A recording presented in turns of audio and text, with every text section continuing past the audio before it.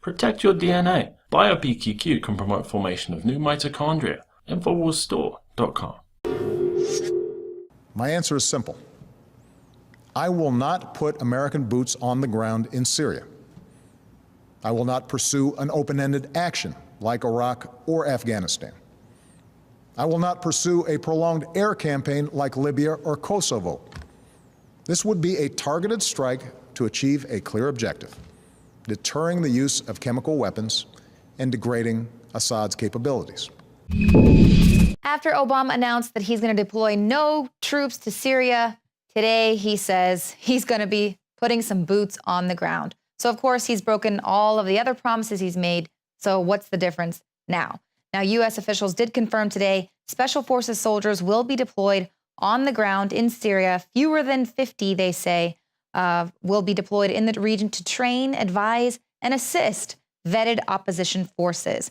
According to this official, they say this does not mark a change in U.S. strategy, but rather an intensification of the campaign in Syria.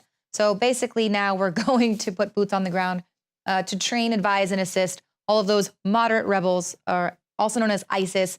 Basically, we are now in a proxy war with Russia. So stay tuned to that. I'm sure there will be more news coming out of Syria. Now, this was interesting breaking today. The RNC has pulled out of the debate that was to air on NBC on February 26th. They say after that ridiculous treatment that they received at this last debate, they're now pulling out of NBC, the network, altogether. Now, this was RNC Chairman Reince Priebus. He wrote in a letter to NBC News, he said, while debates are meant to include tough questions and contrast candidates' visions and policies for the future of America, CNBC's moderators engaged in a series of gotcha questions, petty and mean-spirited in tone, and they were designed to embarrass our candidates. We are suspending the partnership with NBC News. So we all witnessed that with our own eyes. Of course, the establishment media got called out on their blatant bias. Perhaps this can finally be the wake-up call that America needs to see the blatant left bias in the media. So be sure to tune into Infowars.com whenever there is a presidential debate going on, and we will be live giving you our commentary on those debates. Now, here's another thing coming out of Russia. Putin, once again, sticking it to Obama, and he is basically saying anthropogenic climate change is a geostrategic weapon, and he's just saying globalists want to undermine Russia's thriving energy sector. He characterized climate change as a fraud.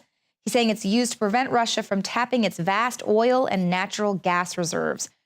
Greenpeace claims that 85% of CO2 equivalent emissions in Russia come from its energy industry. So got to give it to Putin, once again, calling out Obama and this globalist regime.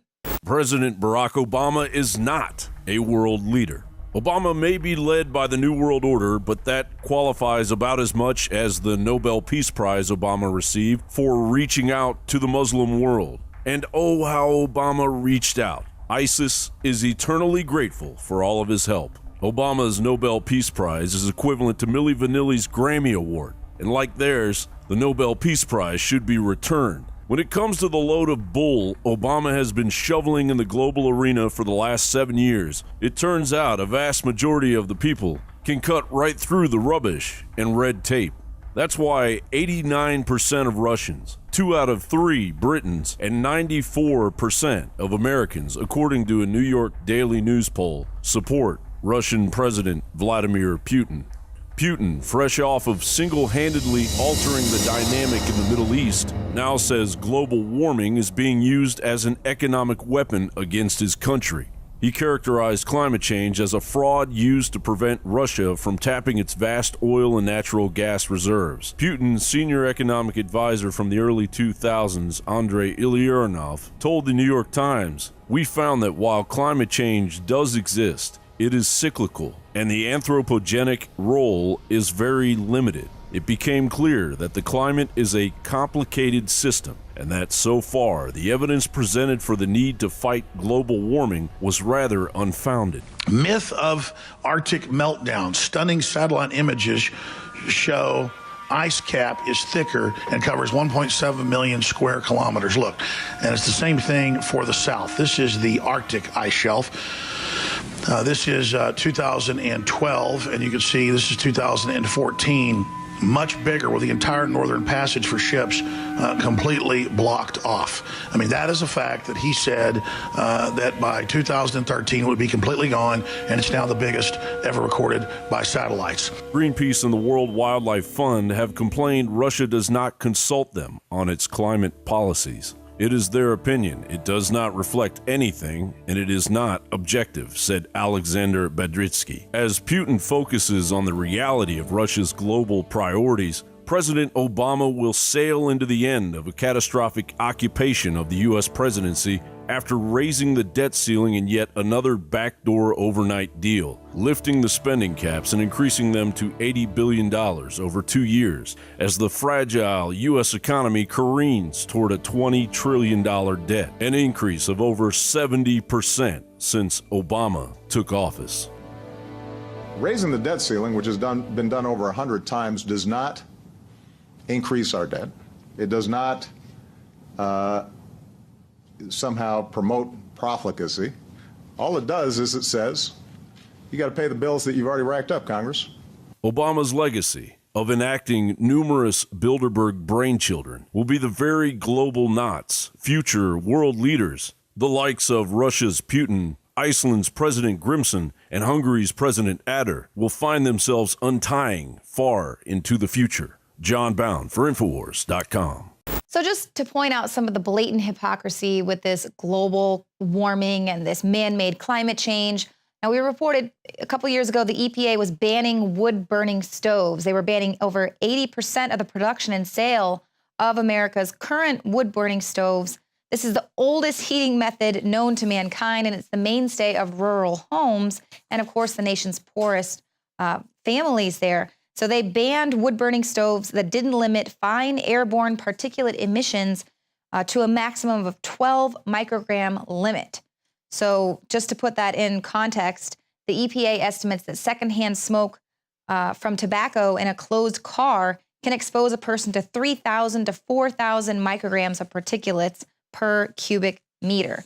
Now, the big issue here with these wood-burning stoves and tobacco, cigarettes, as well as what's coming out of your car exhaust is benzene, this known carcinogen benzene. It can cause lung cancer as well as birth defects. And based on what a lot of people were reporting coming out of the toxic landfill, the radioactive landfill in St. Louis, what the residents could confirm there was benzene. And just take a look at this video that we shot while we were in St. Louis. This is at an EPA Superfund site. This is an EPA Superfund site on fire. The leachate is leaking now. We can see it coming out. They are trying to scoop up as much of this material as they possibly can. 10,000 gallons of this stuff has now leaking, and they're trying to clean this up as fast as they can. This is a crazy scene down here at the Westlake landfill. Ann Mcadoo reporting for Infowars.com. I know this is crazy, but we are back here out at the Westlake landfill. Wanted to go ahead and get some Geiger counter readings of our own, just for our own peace of mind. Really lucky to report that they're sticking around the high 40s, not going up to that threshold, that radiation threshold that we're warned about. Now, what you witnessed last night was the leachate leak here. And of course, leachate is liquid that moves throughout the landfill, and what it does is it's collecting those undesirable particulates that are in the landfill. It's not really a big deal unless, of course, it leaks out. It can cause pollution, and it smells really, really bad. The issue with this landfill is that this is now a radioactive landfill. And so if you are collecting particulates of that radioactive material, and then of course the leachate tank suddenly leaks out 10,000 gallons of that fluid, that is not a good thing for this community. And that is why so many people are concerned that this is not a stable site. So if 10 to 11,000 gallons of toxic materials, toxic leachate, bursts out of a landfill where they say they've got everything under control, but clearly they don't. Myself and Josh Owens, as well as many of the residents there, were exposed to this benzene and other harmful toxicants. That's completely okay. The EPA says they've got everything under control. But if you want to light a fire in your fireplace, you need to get taxed for that. pay something, a little something, something to Al Gore.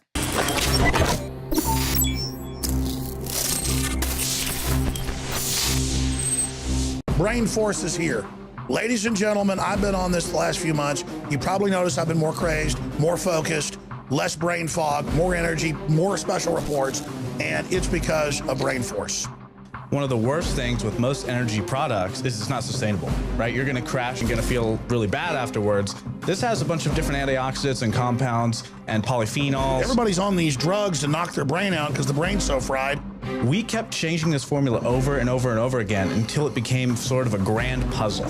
For example, the L-theanine inside of it, that is activated by the different compounds in the yerba mate that we put inside of it as well. This just increases the compounds you already have. This is what you're actually designed to run on. Exactly. It's kind of like a car will run on one form of junkie gas, but it runs really good on what it's designed for. You will find Brain Force, Survival Shield X2, and other game-changing products at InfoWarsLife.com or call 888-253-3139.